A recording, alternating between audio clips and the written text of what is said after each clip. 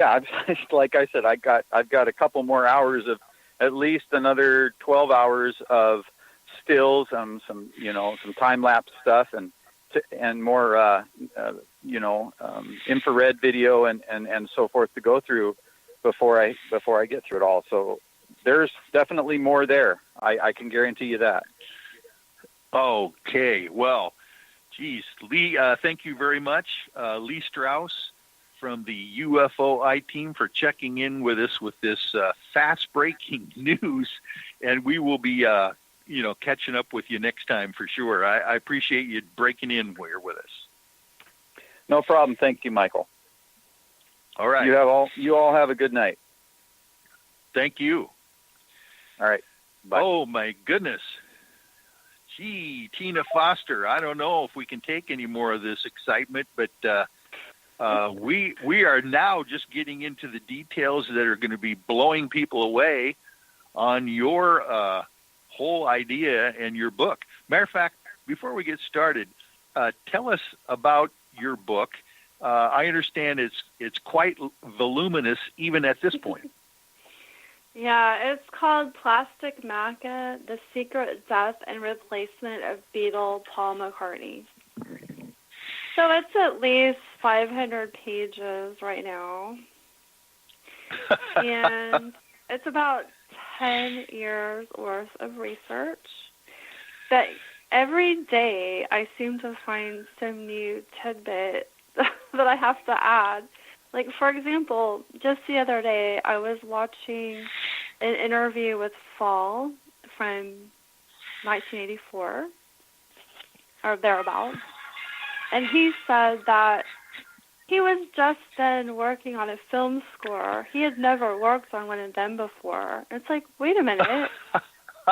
Paul won an award for the film score he did for The Family Way. Whoops. Yeah. You'd think you would remember that, like a big prestigious award. But of course, now that is an interesting tidbit, and you researched to find those. How did you run across that one? Well, you know what? I mean, I've been researching this for 10 years. So I've kind of a back catalog of information. So I know Paul won an award for The Family Way. So when I was watching this interview and he said that, it's like, wait a minute. He totally forgot that Paul won an award for that. Like, he can't be expected to remember every single detail of Paul's life. You know? Yeah, right. Oh my gosh. Yeah. And of course that would be. Let's just put it this way: if indeed the Paul McCartney that we all know right now is not indeed the original, the pressure on a guy like that to be careful and to research and know all the details that he's going to be asked, that would be a hard thing to live with, I would think. Well, you would think, but you know what? He is constantly admitting that he's not the real Paul. Like, even just back in December of 2017, he was at a he wasn't at a concert. I mean, it was his concert. He was on stage, Brisbane, Australia, and somebody had a sign that said Shea 1965 on it, because the Beatles had a very famous concert there. I mean, big, huge concert. And he said, oh, that was before my time. Are you kidding me? And it's like, yeah, I mean, he's always saying stuff like that, and people think, oh, he's joking, but he's not.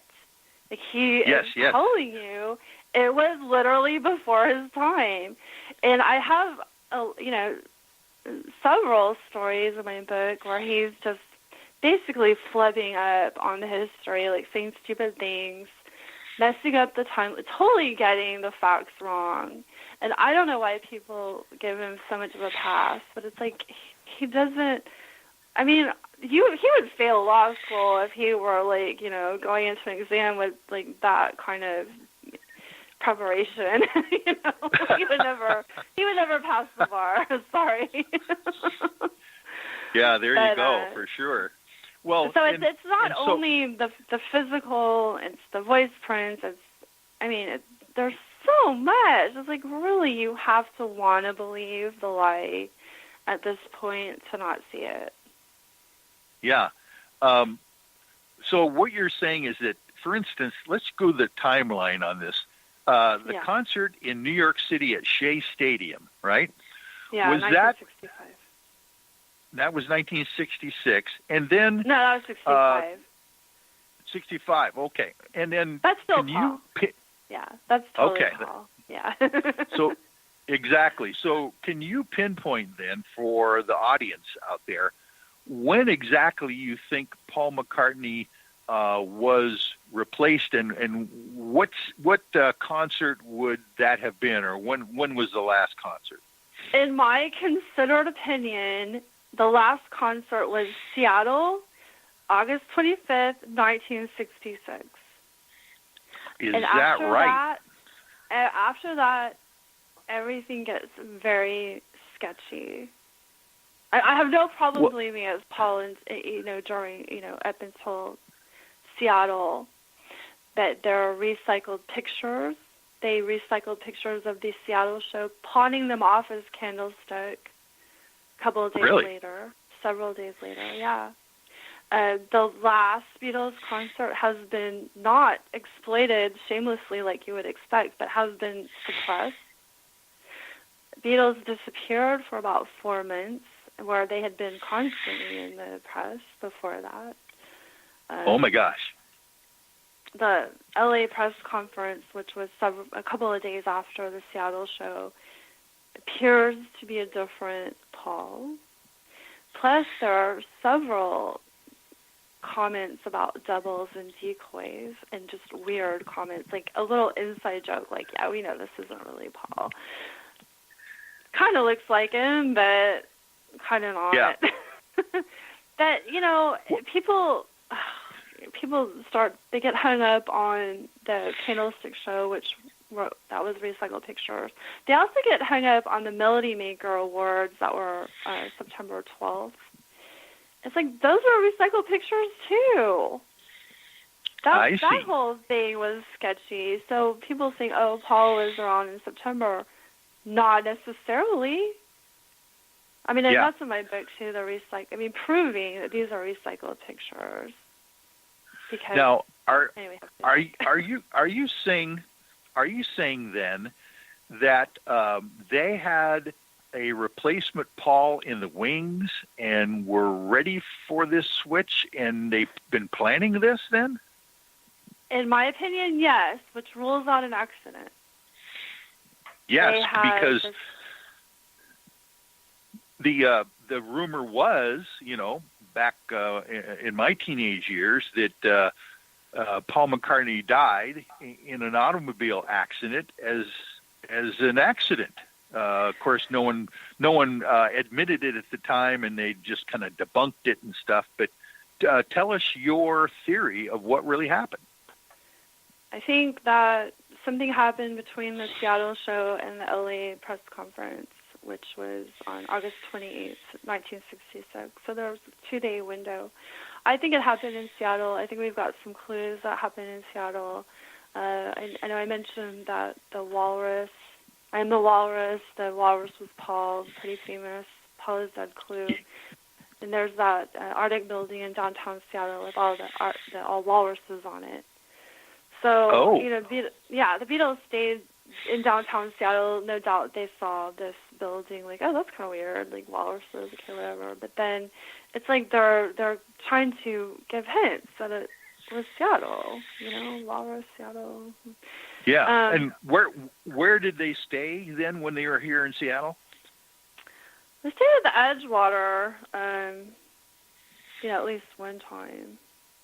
Probably in 66. I mean, they stayed downtown Seattle, so that's not going to be far from the Arctic building.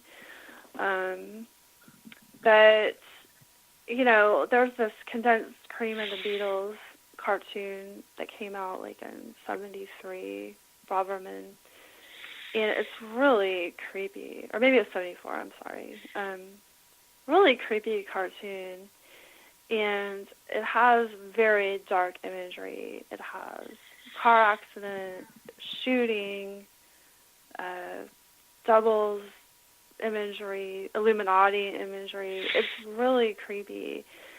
And in my opinion, that is basically telling the story of what happened to Paul. Interesting. As if the Illuminati, supposedly this is what they do, hide the truth in plain sight, and exactly. kind of tell you exactly what happened, right? If you look for the clues. They have told us the whole time from the beginning what happened, but it's as hidden clues, and they've implanted tons of clues, but some of the clues, like the reverse speech, that is actually an organic message, and those really, yeah, those are not necessarily planted. Those are the reverse speech is like communication is two-way at some level, and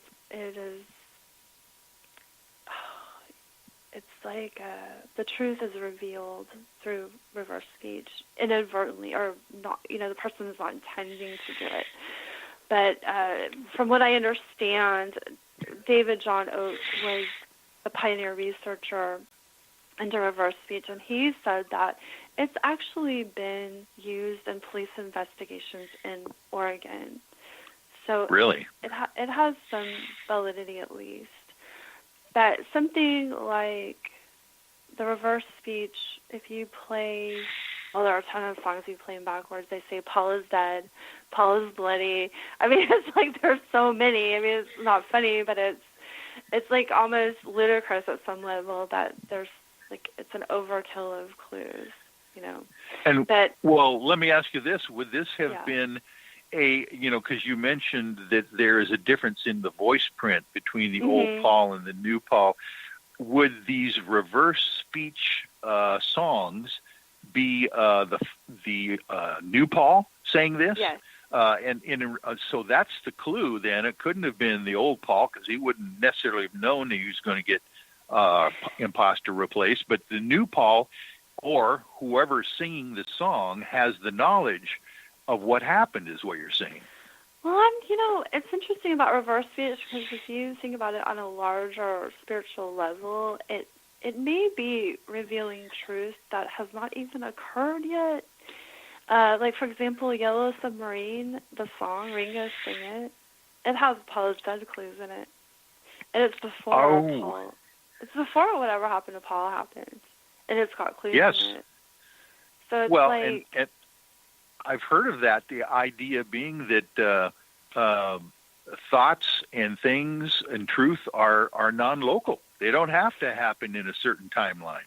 Exactly, because outside of third-dimensional reality, there is really no time. So these messages and clues could be coming in and imprinting on songs before it actually happened. I know it's kind of mind-blowing at some level, but yeah, why not? Yes. Well, is there any clues that you have come up with that really tell us what might have happened to the original Paul McCartney? If he didn't die in an automobile accident, what is your theory? Oh, I do believe that a car crash was involved. I just don't think it was an accident. Because there are so many clues pointing to a car crash, but not. I mean, it doesn't mean that it's an accident, right?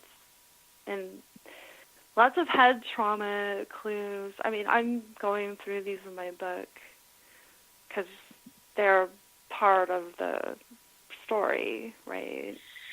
There's so many, and it's like when there are 400 clues, that's not a coincidence. Like, you can't just say, oh, that, you just write it off. Yeah. Like, no, there are so many clues that were, some were purposely placed, some were reverse speech, not purposely placed, but still.